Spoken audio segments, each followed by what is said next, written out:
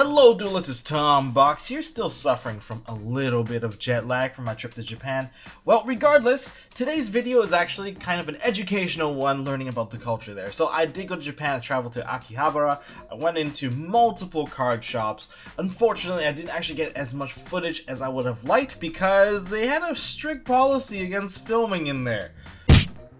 But regardless, I did capture a little bit of footage. I captured some of the outside of the stores, but overall, I kind of compared the differences between the stores in NA and versus the stores over there, and the overall cultural differences that I would like to share with you guys. And in this video, I'll be talking about three things. First of all, the card shopping experience over there. It's quite neat, and I like how they kind of tackle on several issues that we have over here in terms of card shops. And the second thing is sleeve culture. That's a huge thing over there, and we'll talk about that too. And the third thing would be demographic. Who actually plays card games over there? So to kick things off, let's talk about the stores themselves. Now, I've traveled around NA quite a bit. I've seen most of the card shops, or better yet, we know them as hobby shops. They dedicate most of their products to board games and tabletop games, and within their catalog, they also have card games, depending on how big their target audience is for the store or their customers. They could either be 50-50, or more likely the case, it's going to be about 60-40, where there's going to be 60% of their product probably dedicated towards tabletop and board games rather than just card games. That's how it is in NA anyways, in most cases, maybe even comic books as well. But over there, they're much more dedicated to card games, and I would literally say they are card shops. They are not hobby stores. The only hobby that you're going to find there would be trading cards. They either be Vice, whether it be, what's the other games? Oh, Vanguard, Buddy Fight, Yu-Gi-Oh! Just a lot of their product is dedicated towards cards. You have shelves full of sleeves.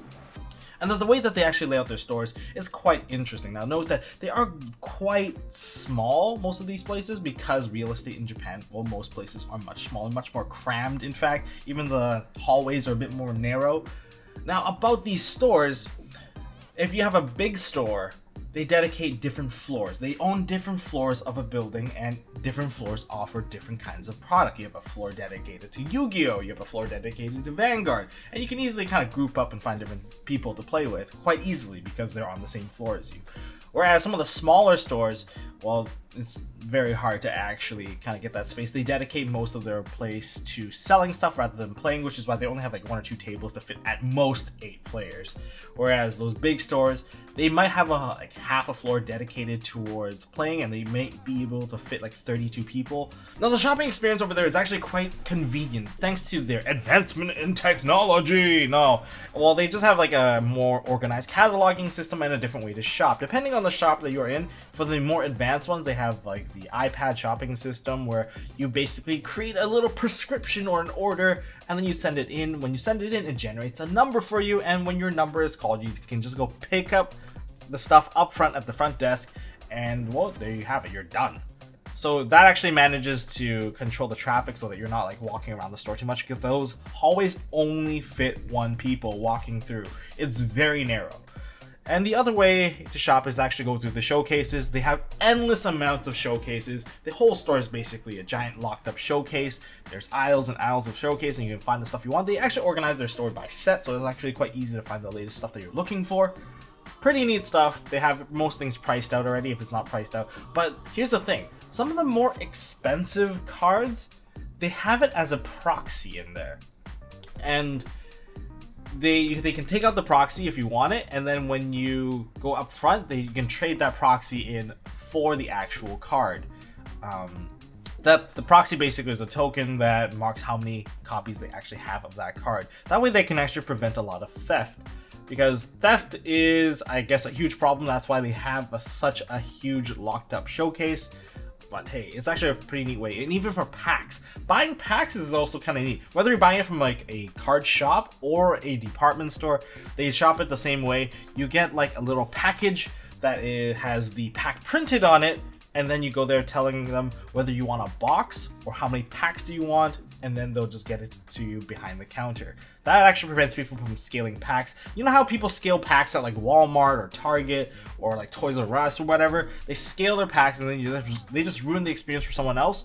Well, they can't do that over there because it's literally just a token and you trade it in at the front desk, which is a really great way. I think if it was possible to actually do that to the Walmarts and the department stores we have here, that'd be a great way to actually attack the whole scaling issue that we have. Now inside those showcases, there's another big thing going on in there, which is sleeves. Sleeve market is huge over there, especially character sleeves. Over here in NA, I feel like most people just like color sleeves or simple design.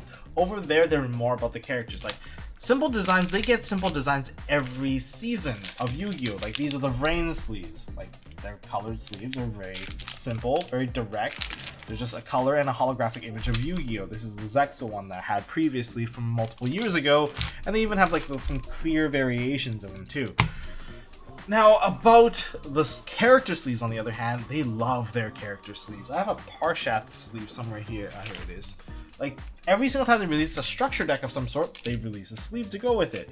Now some of the older structure deck sleeves are much more expensive. Like I saw a Dark World sleeve featuring Grapha. Those sleeves were like $40. But if it's like a waifu sleeve or it's like a female character being featured, like Blue Angel, I tried to look for that one because I heard it was quite popular. Those are $18 from the store. And most of the female character sleeves over there are at least $8 and up. There's even some 18 plus these sleeves where there's a complete nude chick on there. But just remember that over there in Japan, sleeves are not just for TCG. There's also arcade games that also use sleeves, and then you can actually use them to play. Yeah, so the sleeve market goes beyond just the trading card game demographic. It just goes all across from Japan. You can buy sleeves at a supermarket. You can buy sleeves at a department store. There's sleeves everywhere. And they understand the need to protect their goods because these items, these cards, these pieces of cardboard, they have value to people. So that's why the sleeve market overall is just insane over there. Some of the more crazy sleeves, I've seen a pack of sleeves for about $100. Stardust Dragon sleeves, if you still have them, the official OCG ones, yeah, they're about $100 a pack. Or was it 44? I think 44. And then I think there was a, I don't know, some anime character sleeve that was like over $100 in the showcase just for the sleeve. I'm guessing it was very limited release. And even mats. Do you know why people love winning sneak peek mats? It's because they can actually sell it to Japan. In Japan, they don't have mats available like us. We get it every sneak, we get it every regionals. They only get it for big events. That's why the mat number is very limited. I've seen some crappy mats. I have one of the mats in their showcase, which I won basically for free at PAX. It was $72. It was the Yusei, Jaden, and the Yugi mat, the one from 2011. That one was like $72. And I saw a YCS mat that was going for about $150. So a Nats level mat could easily be selling at, I don't know, $200-300 over there. It was like crazy. The prices were crazy for mats. So that's why a lot of people like to sell their mats over there. Like even the cheapest sneak peek mat over there was like 4,000 yen, which is about like $40. So sleeve culture was pretty interesting. Counterfeit market was also quite neat. They have a lot of counterfeit sleeves. They have like the image, but the image is actually quite crappy. Actually, when I was at the store there, I saw Chaos Emperor Dragon sleeves, and then I also saw fake Chaos Emperor Dragon sleeves. If you look at the difference, one is extremely sharp and one is looking like this pixelated mess. And you can easily tell the difference, and the prices are quite different. You have one that is costing about $9 and the other is about $3. So, you know, don't get like too excited if you see something really cheap because it actually can be fake.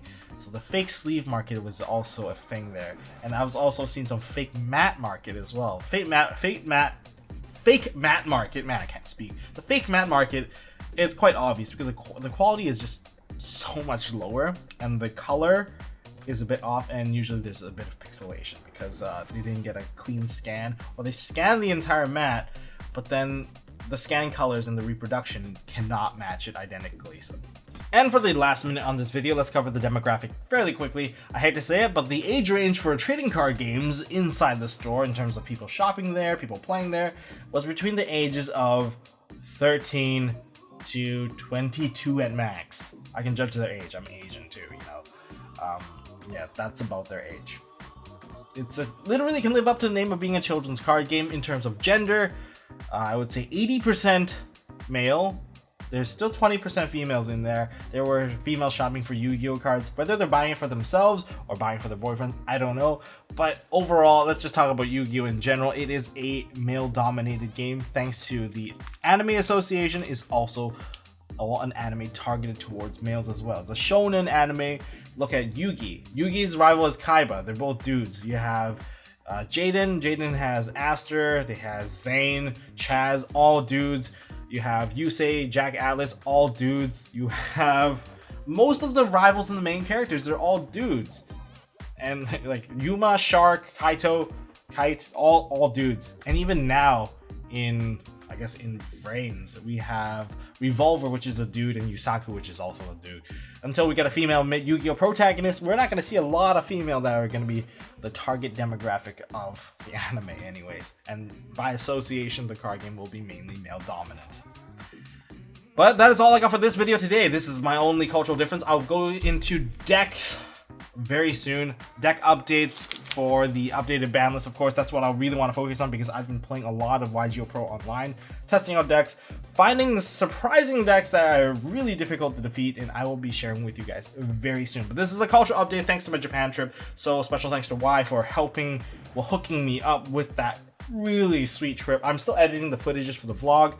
If you guys want to see more stuff from MST.TV, hit the subscribe button. I will be uploading the vlog on my other channel, MST.TV, so I don't flood it with like 6 different videos that's strictly me and food porn of the Japanese cultural foods. That's so delicious. But if you guys enjoyed this video, hit me with a thumbs up. If you want to see more stuff from MST.TV, especially all the deck updates, hit that subscribe button, and as always, don't forget to hold on to MST.TV. Hey guys, thanks for watching. If you like this video, please drop us a like so we know we are doing a good job, and you can also subscribe to MST.TV for more fantastic videos by clicking on the button on the left. Don't forget to check out our partners at Imperium Duelist. They make really high quality mats, including some of my own limited edition release stuff. And if you want to check out one of our past videos, click here on the right. As always, don't forget to hold on to your MST.TV, and I'll see you next time.